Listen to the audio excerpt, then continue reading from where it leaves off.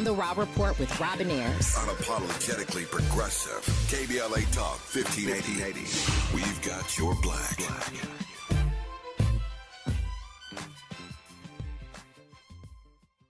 There's a new sheriff in town. All right, I'm Dr. Nicordelai Corte, and starting September 18th, I couldn't be more.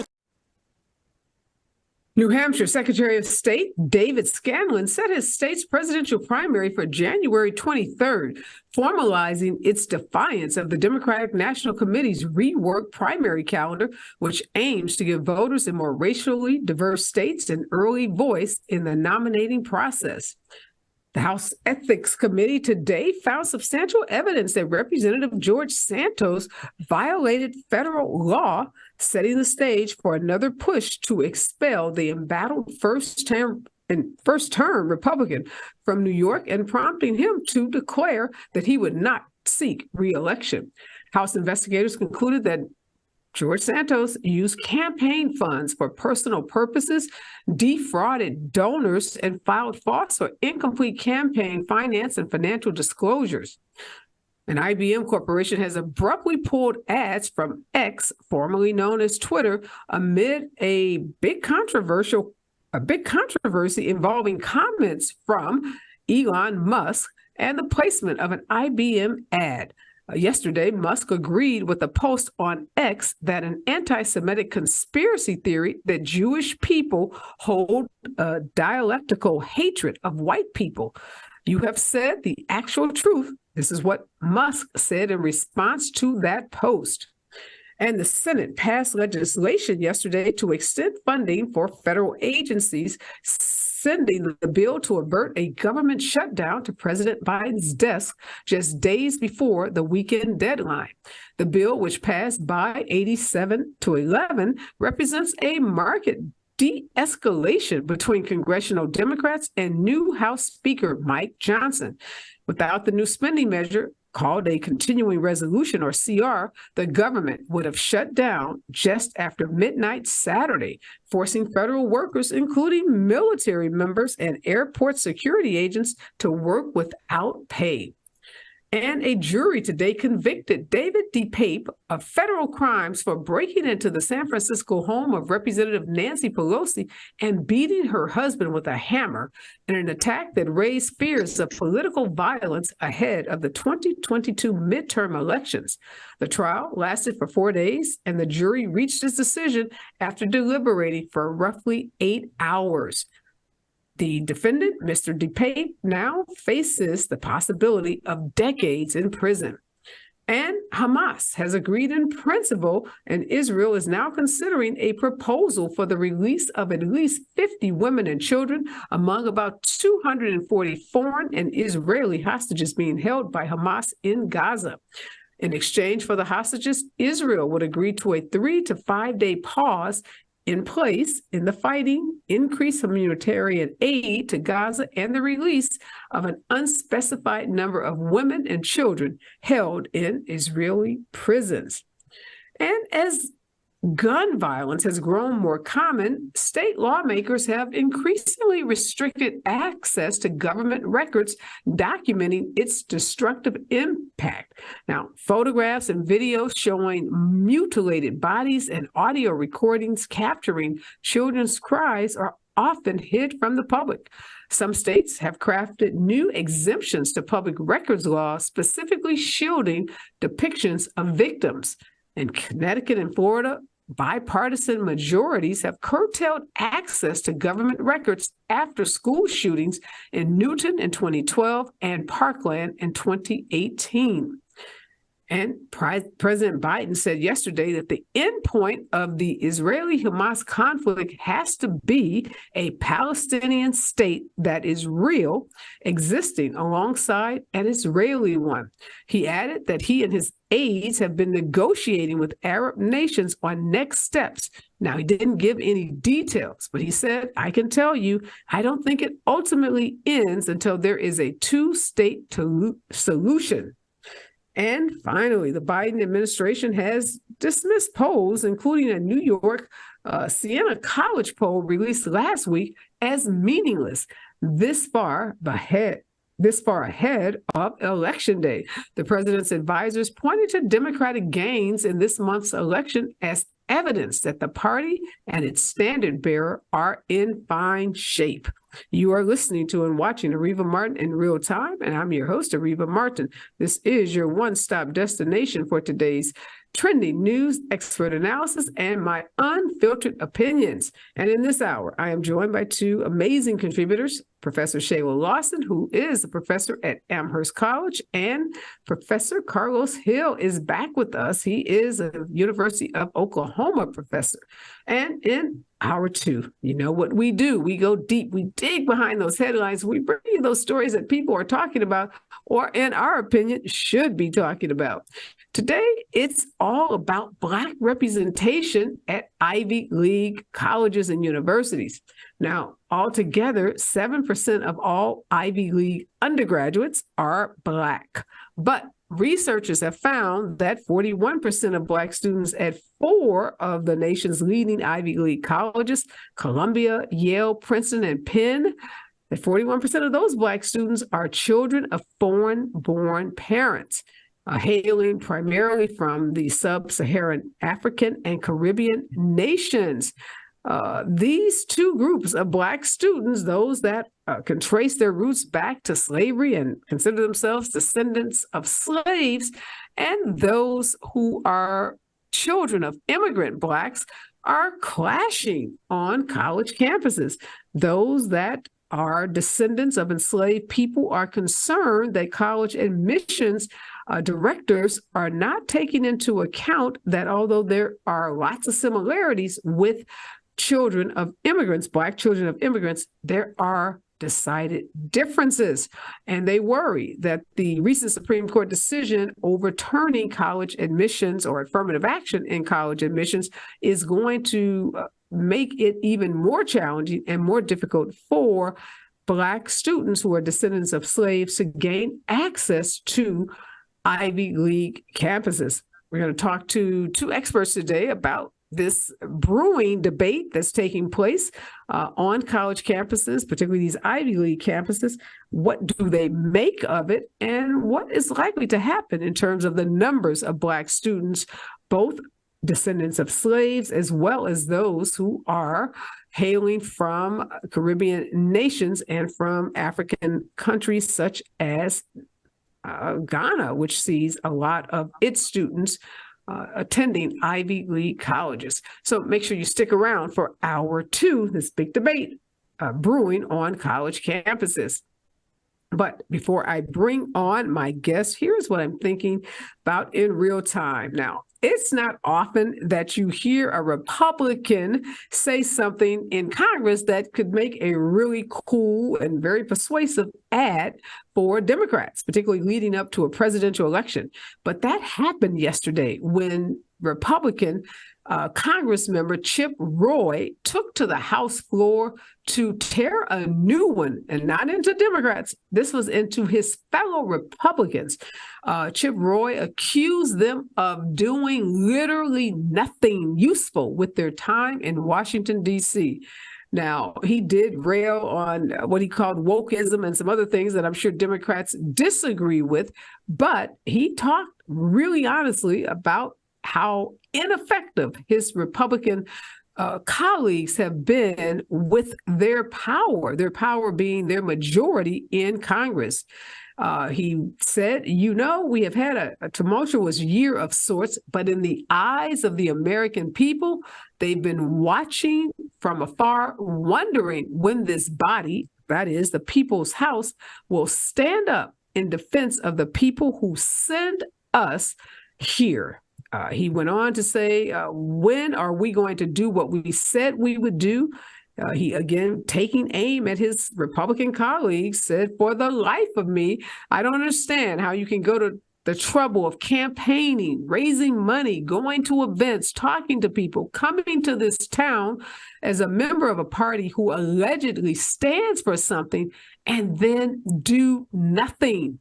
Yes, this is Chip Roy talking to his Republican colleagues, telling them, I don't know how you go through all of what you've gone through to become an elected congressperson and then get to Washington, D.C. and do literally nothing. He says, I want my Republican colleagues to give me one thing, he said, just one thing that I can go campaign on and say, we did it. We did one thing. Roy dared his Republicans colleagues that were in the room listening to this really searing speech about how little they have done. He says, I dare you to come to the floor and explain to me one material, meaningful, significant thing the Republican majority has done. Wow. I cannot think of a better ad for the Democrats leading into the elections next year. I hope we see lots of ads running all over this country using the voice of Chip Roy, telling the country what we as Dems already know, which is that Republicans have squandered their power, that they've spent more time fighting each other, literally inviting grown men out, to fistfights and duels and all kinds of other craziness, and not using this time to enact laws that would benefit the majority of the American people. And I hope Chip Roy's words are used in a way that causes us to see Hakeem Jeffries be the next Speaker of the House, because the Democrats would have won back the House of Representatives. So thank you, Chip Roy, for saying the obvious. And thank you, Chip Roy, for giving Democrats all of this great content to use in political ads next year. Oh, I wish more Republicans were as honest and as transparent as Chip Roy was yesterday on that floor of the U.S. Congress. You can tell I'm pretty giddy about that speech. If you haven't seen it, make sure you go and Google it. It is one for the ages. So again, thank you, Mr. Roy. When we come forward, more of today's trending and breaking news right here on KBLA Talk 1580.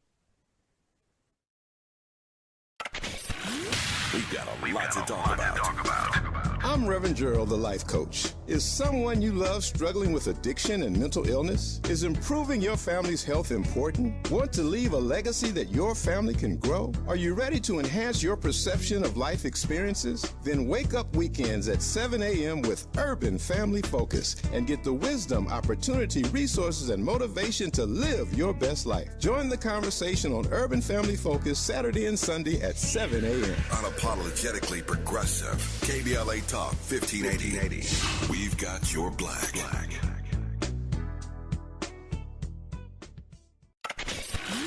We've got a lot to talk about. Race, culture wars, political turf battles, criminal justice and injustice, the courts. These are the conversations you won't hear elsewhere. My guests are leading journalists, celebrities and sports figures, elected leaders and influencers. They aren't afraid to get into it and say the quiet part out loud. With Areva Martin in real time, your commute just became the most engaging part of your day. Tune in weekdays from 4 p.m. to 6 p.m. or find us on YouTube. Areva Martin in real time, when you want it straight, no chaser. Unapologetically progressive. KBLA Talk 1580. We've got your black. We've got a lot to talk about. Hi, I'm Zoe Williams, a.k.a. the Voice of Reason, encouraging you to join me weekdays from 7 to 9 p.m. for the world's most intriguing relationship radio roundtable. Every night, I facilitate and encourage our loyal listeners to participate in the most engaging relationship discussions you'll hear anywhere. So make it a point to rendezvous with me, Zoe Williams, the Voice of Reason, Monday through Friday, 7 to 9 p.m. Pacific Standard Time. Trust me, your relationships will never be the same.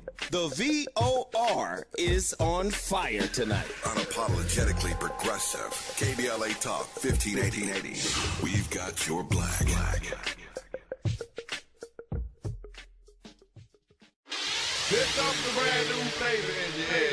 Race, social justice, sports, politics, art, music, culture. We do it all on the D.L. Hughley Afternoon Show. If you're not tuning in, then you are definitely missing out. It's the D.L. Hughley Afternoon Show weekdays from 2 to 4 only on unapologetically progressive KBLA Talk 1580. Like a brand new flavor in your head. Yeah.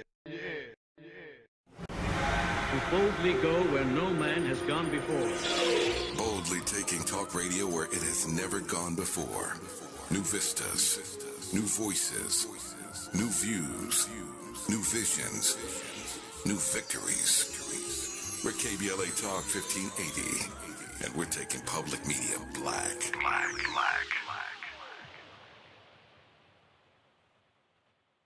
We are back, and in this hour, Shayla Lawson, Professor Shayla Lawson, and Professor Dr. Karlos Hill is here to make us make sense of this news day. And it has been a very, very busy news day. Let's start with the George Santos news, Professor Hill.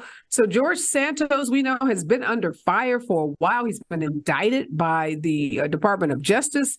He has had all kinds of trouble related to his finance and related to basically his integrity. The guy has lied throughout this entire campaign, and Republicans, not all, but some have resisted cries from his fellow New York Congress people for him to resign. But now there is this 56-page report, pretty scathing report from the House Ethics Committee, which finds substantial evidence that he's violated federal law. So you got the Ethics Committee saying this guy has committed federal crimes. You have the Department of Justice indicting him.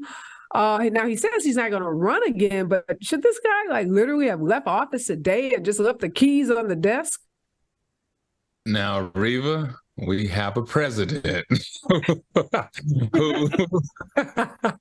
Now, we're talking about someone who's not president, and the president our previous president has been more in trouble than this person. He has literally set the standard for what is trouble. So how can we call this person, this congressman who's lied as much, maybe more than Trump, but I doubt it. How can we try to hold him more accountable than we hold Trump accountable? This is the culture. So you said, what has happened? What have they done? What have the Republicans majority done? I think they've shifted the culture for what is acceptable, what we will allow for a politician in this era, when you have a Matt Gaetz, when you have a Marjorie Taylor Greene, who all they do is go on social media and create polarization, not bills, not even try to create a bill. I haven't heard her say one thing about a bill ever, but she has a lot of commentary to say about everything. I know. And so therein lies it. This is what we have allowed. We have elected them, and we keep electing them. This is the culture that has been created. So yes, they do this in Washington because that's what they've been elected to do. So we shouldn't be at this point saying they are not delivering to voters, because they never said that they would do this for voters. Well, you raise a good point, Professor Hill, and that is that the Republicans, despite not delivering legislation to their base, what they have delivered is, as you said, a shift in the culture in the Congress, whereby somebody like George Santos was kept around because they needed his vote. They couldn't risk having, one less vote, Professor Lawson, because the margin of the majority margin for Republicans is so incredibly thin. But what does this say about us as Democrats? Because we've had Democrats calling for the resignation of Menendez in New Jersey because he's also under indictment. And Democrats have said, look, we're not going to follow suit with the Republicans. We're going to call on Menendez to step down, to resign, so he can focus on his criminal case, and we can have someone in the office representing New Jersey that we have integrity, or that has integrity, that the voters believe in. But have we just lost everything in terms of any kind of standards based on, what Professor Hill says is so true? You got Donald Trump running with 91, criminal counts against him, criminal counts, trials in every court we can imagine. maybe standards that we used to, hold sacred around our elected officials, maybe those are just gone. In terms of ethics, no, because the government's going to last longer than 4 years. And so we have to think long term. We can't let what Trump has been able to do and how his influence has corrupted the rest of the way that government is working to continue to influence policy in the future, and what people look to in terms of what the responsibility of being a government leader is, even if it seems like a small coup, to be in a situation where George Santos, who for years we've been looking at and shaking our heads, to see him get some kind of censure at this point, when we're looking at the possibility that Trump could be president again in, a few short months.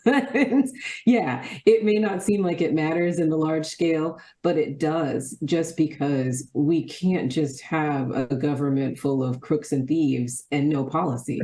We can't keep moving forward if nobody's actually concerned about the system of checks and balances and making governmental decisions. Yeah, I don't know, Professor Hill.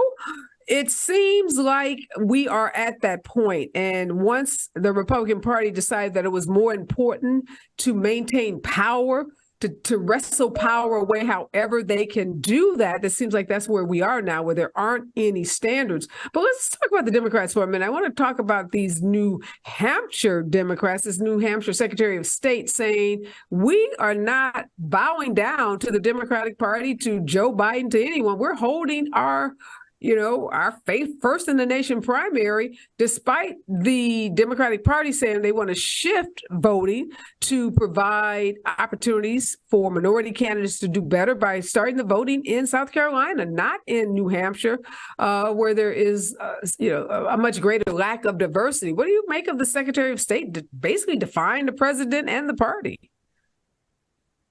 I mean, what we've seen over the last maybe several years with the shift in sort of, should Iowa go first? Should it be New Hampshire? Should it be South Carolina? What's going to be best for the Democratic Party? What's going to be best for Obama? What's going to be best for Joe Biden?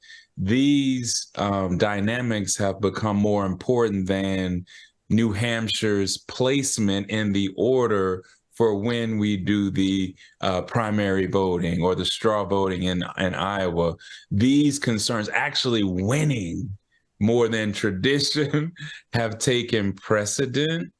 And that has really ruffled the feathers, it seems, of the, of the Democratic faithful, who rely on this to get out the vote, rely on this for so many ways, to support their state parties. But I think the greater interests are the interests that you mentioned, right? Making sure that we can diversify, making sure that we can actually have a more democratized ticket, right? That's more reflective of where the party actually is, where America actually is, where the votes that come from the Democratic Party actually come from, which is urban America, multicultural America.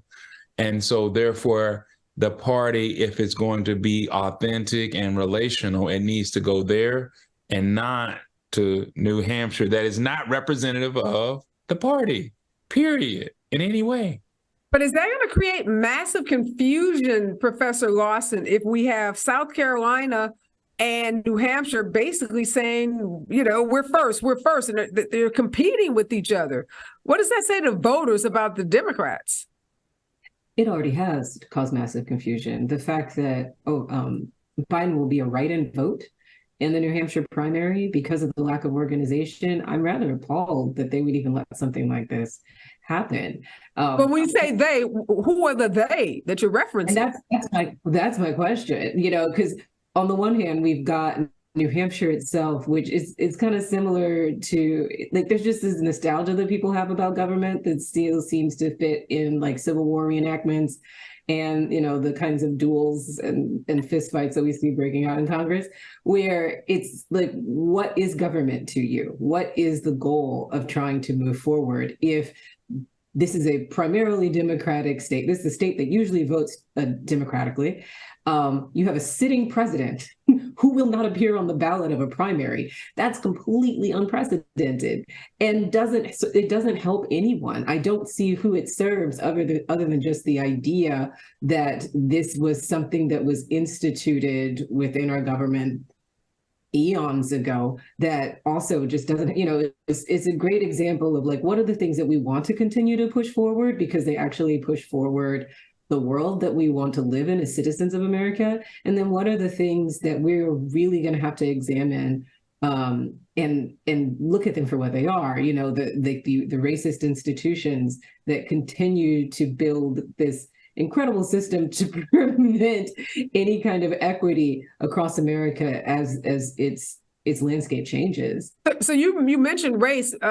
Professor Hill, the Secretary of State of New Hampshire, took offense at the notion that this somehow should even be talked about in the context of race. And he thought race, basically the Democrats were playing the race card by talking about how this would make it more, would provide for, as you said, those urban voters, those minority voters who are the backbone of the Democratic Party to weigh in earlier so that diverse candidates could have a better shot at becoming president. They took offense at that concept or using that argument. I mean, the question is, what is the insistence on making sure that New Hampshire stays in the place that it is? We like our tradition, Professor Hill. I don't know. We got some rallies. We have some parades. We have some affairs that are already planned for, I don't know why they have to go first in their mind. This is a political party. A New Hampshire Democratic Party, state parties are part of a larger political party with larger vision and objectives. And so ultimately, are you going to deviate from the party, or are you going to have no matter what the goals are and objectives of the party, you're going to say that this takes precedent? That's the conversation that is really happening and should happen.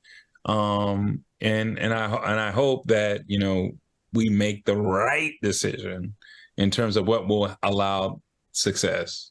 No, I think you're right. I'm just being a little facetious here, but literally the New Hampshire Secretary of State and Democrats, how dare you, as you said, lose sight of the bigger issue here. The bigger issue is Democratic, governing and getting a Democratic president elected. And to have this kind of infighting is really ridiculous. And obviously, it's a lot of egos involved in this. When we come forward, Professor Karlos Hill and Professor Shayla Lawson want to talk about the biggest story of the day, which is possibly a release of hostages. And Joe Biden said there must be a two-state solution. More when we come forward on KBLA Talk 1580. We've got a lot to talk about.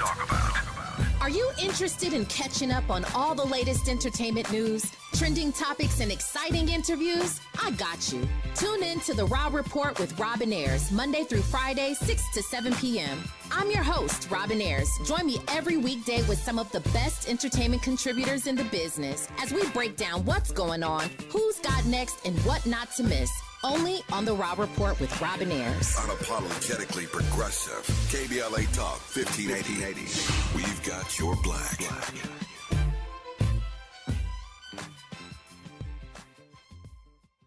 There's a new sheriff in town. All right, I'm Dr. Cortez, and starting September 18th, I couldn't be more thrilled than invite you to join us for the launch of A More Perfect Union, weekdays right here on KBLA Talk 1580, weekdays from 1 to 2 p.m. Pacific Time, that's 4 to 5 p.m. Eastern. A More Perfect Union promises to deliver national news of consequence, informed opinion, and analysis beyond the headlines. As KBLA Talk 1580's chief national political analyst, every day you can expect your daily dose of political news of consequence. If you're looking to be engaged, enlightened, and empowered to be a part of the solution to issues related to national politics, elections, identity, culture change, and social justice, A More Perfect Union was designed for you. This daily political affairs show will feature notable journalists, industry leaders, lawmakers, change makers, tastemakers, and ordinary people motivated to do their part to reach beyond today's divisions, to make sense out of news of the day, and offer us all a chance to build a more perfect union. Come on and join me. KBLA Talk 1580. We've got a lot to talk about. We've got a lot to talk about. Hi, I'm Ray Richardson, your sports connection here at KBLA Talk 1580. Join me and my co-host Neil Scarborough every Saturday night at 7 for Out of Bounds, the show that brings some flavor to the world of sports for 60 minutes. We take you beyond the scores and press conferences. We give you our point of view, the way black folks see what's going down. You can join the conversation and give us your analysis at 1-800-920-1580. Out of Bounds every Saturday night at 7 on KBLA Talk 1580. We've got a lot to talk about. Unapologetically progressive. KBLA Talk 1580. We've got your black. You like the style, though. We've got a lot to talk about. I'm Reverend Gerald, the life coach. Is someone you love struggling with addiction and mental illness? Is improving your family's health important? Want to leave a legacy that your family can grow? Are you ready to enhance your perception of life experiences? Then wake up weekends at 7 a.m. with Urban Family Focus and get the wisdom, opportunity, resources, and motivation to live your best life. Join the conversation on Urban Family Focus Saturday and Sunday at 7 a.m. Unapologetically progressive. KBLA Talk 1580. We've got your black.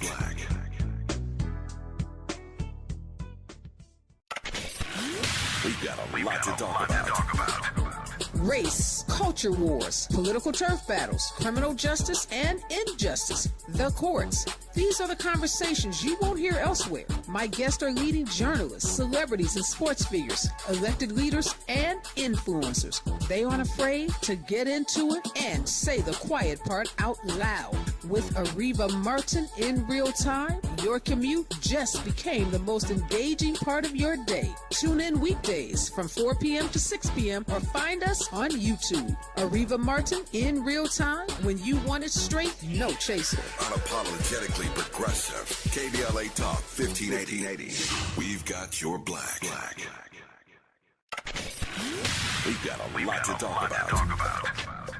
Hi, I'm Zoe Williams, a.k.a. the voice of reason, encouraging you to join me weekdays from 7 to 9 p.m. for the world's most intriguing relationship radio roundtable. Every night, I facilitate and encourage our loyal listeners to participate in the most engaging relationship discussions you'll hear anywhere. So make it a point to rendezvous with me, Zoe Williams, the voice of reason, Monday through Friday, 7 to 9 p.m. Pacific Standard Time. Trust me, your relationships will never be the same. The VOR is on fire tonight. Unapologetically progressive. KBLA Talk 1580.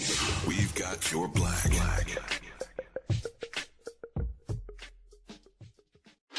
Get some brand new flavor in your head. Race, social justice, sports, politics, art, music, culture. We do it all on the D.L. Hughley Afternoon Show. If you're not tuning in, then you are definitely missing out. It's the D.L. Hughley Afternoon Show weekdays from 2 to 4 only on unapologetically progressive KBLA Talk 15. Like a brand new flavor in your head. Yeah. To boldly go where no man has gone before. Boldly taking talk radio where it has never gone before. New vistas, new voices, new views, new visions, new victories. We're KBLA Talk 1580, and we're taking public media black.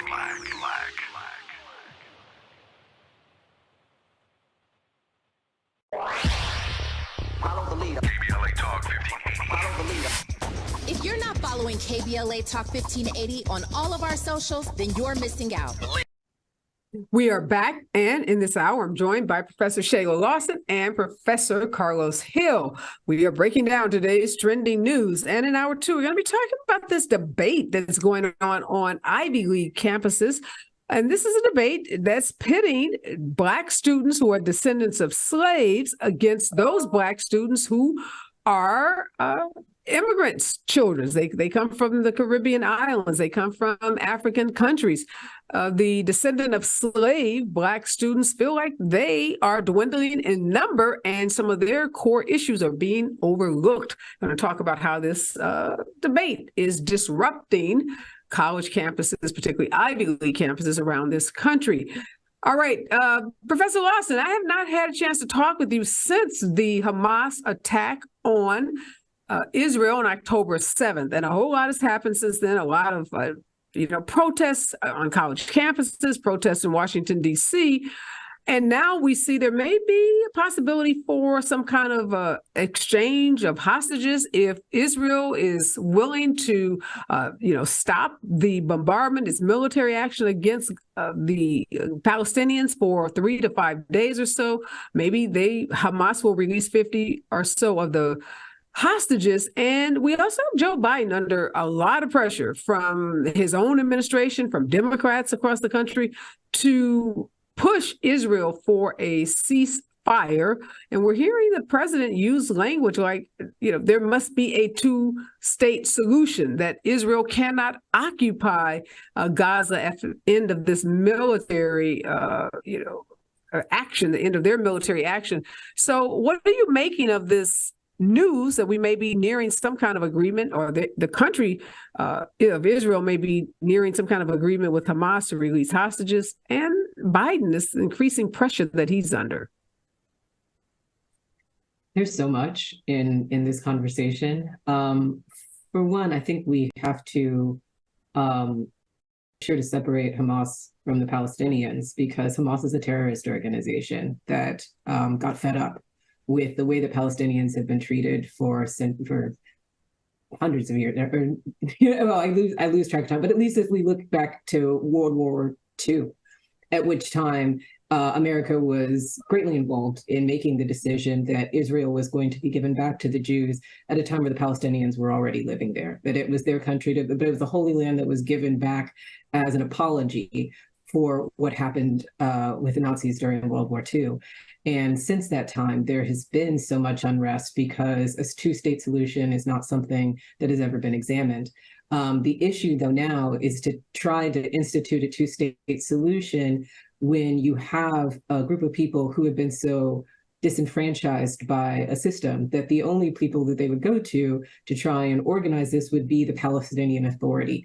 Palestinian Authority isn't organized in a way that it would be able to represent the concerns of the Palestinian people. It's not a governmental organization that's set up to do that work. So this is very much the beginning of a conversation. I think it is very exciting to hear that there will people that will get their family members back, that there is the potential of a ceasefire. But I think it's also, we'd be remiss in thinking that this is a conflict that just because in the last couple of months, Americans have felt very divisive in relation to it and that they've been paying a lot of attention to it, that this is either the beginning or the ending, the beginning or the end of the situation. We are probably smack dab in the middle of what's going to be a centuries-long conversation about what is restorative justice for people who have been displaced.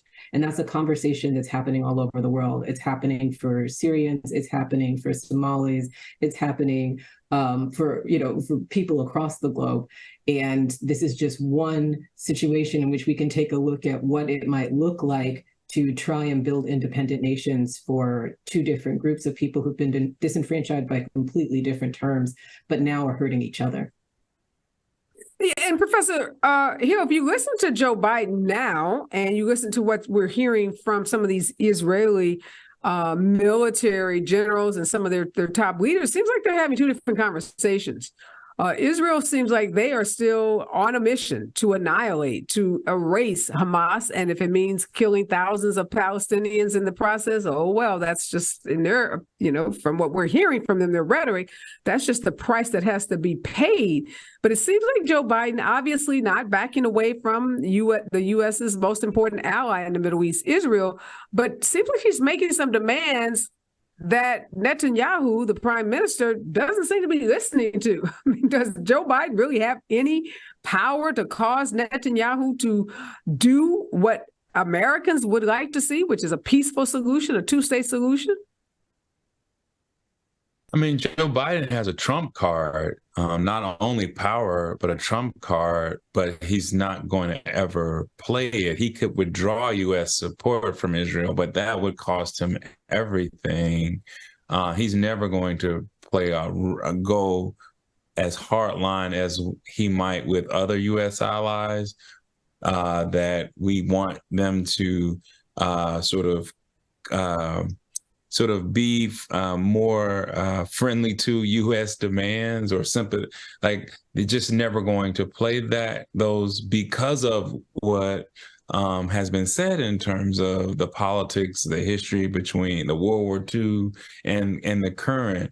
But putting that to the side, I think what we're really talking about in terms of Joe Biden's very clear and full-throated response, there needs to be a two-state solution. We haven't heard that since we haven't heard that in a long time in American political discourse, not even under President Obama. And so what I think has happened is the level of protest, the level of indignation that has occurred from students, from the wider public in terms of how the war till this point has been conducted, when you got 11,000, nearing 12,000 Palestinians dead. And these are mostly innocent people. That's unsustainable for not only for Palestine, but for Israel and everyone else. And so that cannot be ignored, even with Israel attempting to annihilate for all time Hamas, their ability, their capacity to do what they did on October 7th, but no one wants to see again. But at the same time, that a state has a right, and no one would ever say you don't have a right to defend yourself. I study the history of Black self-defense in a country where has perpetuated racial terrorism. I'm always for self-defense, but even with that, there are humanitarian, not even concerns, right? But there are people dying that we have to be thinking about and caring for. And that's the conversation that hasn't happened when it comes to waging this war. Yeah, I just don't know, Professor Lawson, given the level of distrust, given the level of violence, given the history of violence between the Israelis, the Palestinians, the Hamas faction of the Palestinians, a two-state solution sounds good and sounds like the perfect way to resolve this. But listening even to those folks who are close up on this, many of them say that's not really tenable. And even conversations about it at this point are more, illusory than people might think because of all of the issues. And you raised the point, like, who would be the governing body of the Palestinian Authority? Not in a position to do that. Hamas clearly would never be acceptable to the Israelis or the United States. And we must acknowledge that Hamas is not just a terrorist group. It is also the governing body in the amongst the Palestinians at this moment. So if you annihilate them, which is the goal of Israel, and they're successful in doing so, what governing body emerges in order for there to be a real two-state solution where you have both of these countries acknowledged and feeling safe? So as much as Joe Biden is saying that, it is probably the right thing to say. How practical is that? I think remains to be seen. When we come forward, let's talk about the impact of this ongoing war on the 2024 election. The Biden administration is saying, don't look at those New York Times polling numbers. They're wrong. They're false. Joe Biden and the Democrats are doing just fine. I want to get your take on that when we come forward. KBLA Talk 1580. There's a new sheriff in town. All right, I'm Dr. Cortez, and starting September 18th, I couldn't be more thrilled than invite you to join us for the launch of A More Perfect Union. Weekdays right here on KBLA Talk 1580. Weekdays from 1 to 2 p.m. Pacific Time. That's 4 to 5 p.m. Eastern. A More Perfect Union promises to deliver national news of consequence, informed opinion, and analysis beyond the headlines. As KBLA Talk 1580's chief national political analyst, every day you can expect your daily dose of political news of consequence. If you're looking to be engaged, enlightened, and empowered to be a part of the solution to issues related to national politics, elections, identity, culture change, and social justice, A More Perfect Union was designed for you. This daily political affairs show will feature notable journalists, industry leaders, lawmakers, change makers, tastemakers, and ordinary people motivated to do their part to reach beyond today's divisions, to make sense out of news of the day, and offer us all a chance to build a more perfect union. Come on and join me. KBLA Talk 1580. We've got a lot to talk about. We've got a lot to talk about. Hi, I'm Ray Richardson, your sports connection here at KBLA Talk 1580. Join me and my co-host Neil Scarborough every Saturday night at 7 for Out of Bounds, the show that brings some flavor to the world of sports for 60 minutes. We take you beyond the scores and press conferences. We give you our point of view, the way black folks see what's going down. You can join the conversation and give us your analysis at 1-800-920-1580. Out of Bounds every Saturday night at 7 on KBLA Talk 1580. We've got a lot to talk about. Unapologetically progressive. KBLA Talk 1580. We've got your black. You like your style, dog. We've got a lot to talk about. I'm Reverend Gerald, the life coach. Is someone you love struggling with addiction and mental illness? Is improving your family's health important? Want to leave a legacy that your family can grow? Are you ready to enhance your perception of life experiences? Then wake up weekends at 7 a.m. with Urban Family Focus and get the wisdom, opportunity, resources, and motivation to live your best life. Join the conversation on Urban Family Focus Saturday and Sunday at 7 a.m. Unapologetically progressive. KBLA Talk 1580. We've got your black.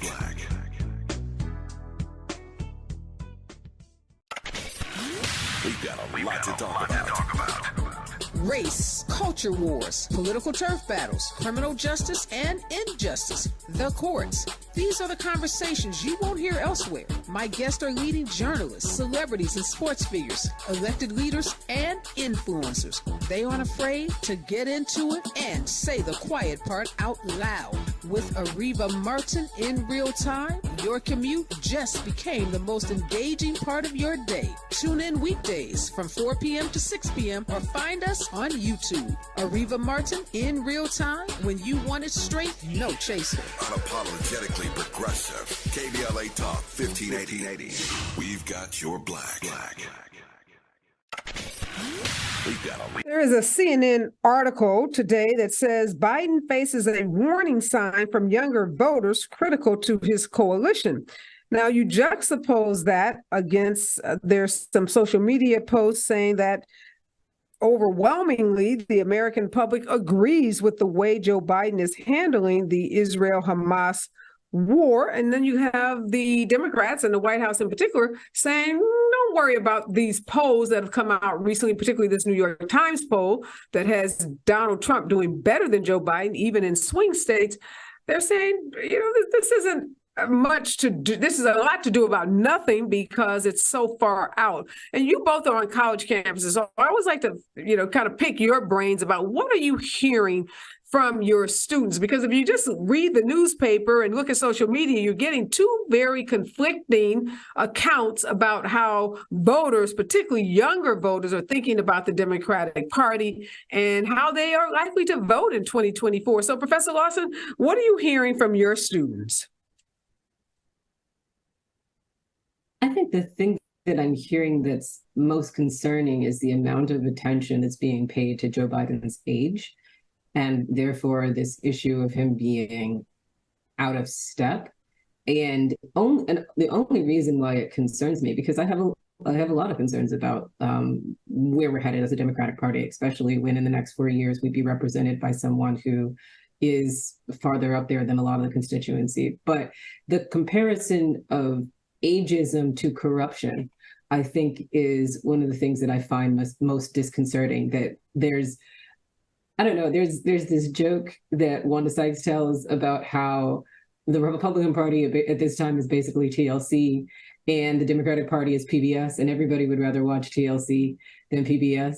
And I think that is affecting the ways that this younger generation of voters is also looking at what's ahead of them. That even though we see no real clear direction in terms of what are the goals of the Republican Party, they're very good at their publicity engine. And that might start skewing voters in a way that could be very problematic. And hearing that Joe Biden is hoping to hop on some of the issues that are concerning young people, like abortion rights and like what's happening in the conflict in Palestine, the responses are so moderate that they're not getting the attention that the younger generation desires in terms of an answer. And there's this gut response to want to vote in relation to the lack of answers to the questions that are plaguing them, as opposed to voting for what might be the best solution at this time. And I think that's going to be a real challenge that we'll have to get over in the next year in terms of how the Democratic Party is marketing themselves to young people. It's interesting, Professor Hill, and I'm curious to know what you're hearing from the students on your campus. Are you hearing, and of course, I'm hearing that too, Professor Lawson, about Joe Biden's age and folks wanting a younger candidate. But are you hearing, Professor Hill, these young people that might have those views, that's going to cause them to vote for Trump or not, presuming he's the nominee on the GOP side, or not vote at all? Because I think that's always the question for me. You may not be happy with your candidate. Does that mean you're going to flip and give the other guy a chance, which a lot of folks did, right? When Trump was first elected, like, well, let's give this billionaire businessman a try because maybe he'll bring something unique and fresh, to the proposition of governing? Or does it mean I'm not happy with either one of these? And let's be clear, Donald Trump is as old as Joe Biden by, a couple of years. So as much as folks talk about Joe Biden's age, it's not really fair to do that without also bringing up Donald Trump's age. So are your the students on your campus saying not voting at all or voting for the other old guy? I mean, talking to young people about who's old and who's not is a conversation we don't want to have. But let me say this, Areva. I think that students on college campuses have become the bread and butter, like the individuals in the Democratic Party who are holding them accountable on bread and butter issues. I see the student loan debt crisis as akin to the Social Security crisis, and the ways in which students have begun to mobilize, and the ways in which we know all kinds of organizations in civic society over decades have organized to make sure that Social Security is protected. I think we're beginning to see that with the ways in which we've seen. I don't want to interrupt you, but this is something that came to mind as you mentioned student loan debt. I read something where a student says, how come we can't spend the money we're going to send to Israel or to the Ukraine on eliminating the student loan debt? And that's college student that's quoted in this article for saying that obviously gave no credit to Joe Biden's effort and attempts to wipe out student loan debt. And he wiped out a lot of loan debt. But I'm thinking, did you miss that piece where he tried to do that and the Republicans sued, the administration, and it's tied up in the Supreme Court? No, and I think this is what Joe Biden runs on. This is what Joe Biden says what makes us different. But what I'm trying to say, Areva, is these are the issues that matter to students. These are the issues that students are raising. These are the issues that they care about. And this is what they're going to hold, whether it's Republican or Democrat, they're going to hold them accountable to that. And so I may be biased because I'm in Black studies and I'm seeing students that have these kinds of concerns, but I also deal with students across the university. And again, these students are, even at a prestigious public university, many of them are working, many of them have, are trying to figure out how going to college makes sense. And so this has become I think a pivotal issue in the election. So are they saying, I don't like one of the old guys that's in office, I'm not going to vote for him, and I'm going to vote for the other old guy, or they're not voting? I'm just trying to see, they believe they don't have good choices. We get that. So when you're presented with two bad choices, do I do nothing, or do I choose what might be the lesser of evils? I think they're more prone to do nothing. I think that's the way that their mentality, and that's what I mean about marketing, is that if the party that is getting the most airtime, that seems to be having the most panache, the most interest, the most TLC moments, right? The most conversations on X, the most posts on TikTok, is a party that they're vehemently opposed to, and they're not seeing something that is getting the same kind of traction on the level of what are the concerns that they actually have, what are the things that they're, because Biden, the way that Biden has approached climate change, in addition to the way that he's approached the crisis with student loan debt, the ways that Kamala Harris has spoken out against abortion, these are things that really matter to young people. It's just that they are getting buried in this avalanche of corruption, and their best choice in their minds as concerned citizens is to abscond from voting. And we're really going to have to teach them about what the civic duty is in making a responsible decision despite all odds, which is a hard thing even for us to do. So is that what you're hearing, Professor Hill? Like, what? The best thing for me to do as a good citizen is to not, choose either of these guys. No, I mean, honestly, because what I'm hearing is organize. This is an opportunity for students to really have an impact. The students had an impact in the last election. Some will say swung the election. And if that is the case, then this is a time for students to organize and say, Joe Biden, what even with the Republicans thwarting you at every turn, we need what was promised. Like, this is a moment to organize more so than it is to put our hands in the sand or put our hands in our pockets and say, because of the turmoil, we're gonna sit it out. Well, that's encouraging. I'd love to end on a positive note, and I love to hear that, Professor Hill, that students are saying this is our moment, and we're going to take advantage of it to leverage our elected officials and get what is important to us, and that's are more productive and far more helpful than saying, I'm going to sit this one out. So thank you for giving us something positive to end on. We're out of time. Thank you. Always a pleasure to see you, Professor Lawson and Professor Hill. You two are some of my favorite contributors, and I appreciate your brilliance and your insights today. When we come forward, we're going to talk about this debate brewing on college campuses between students who say we are the descendants of slaves and students who are descendants of, Caribbean Black folks are fighting. Can't we all just get along? We come forward right here on KBLA Talk 1580. Thanks, guys. Follow the leader. KBLA Talk 1580. Follow the leader. If If you're not following KBLA Talk 1580 on all of our socials, then you're missing out.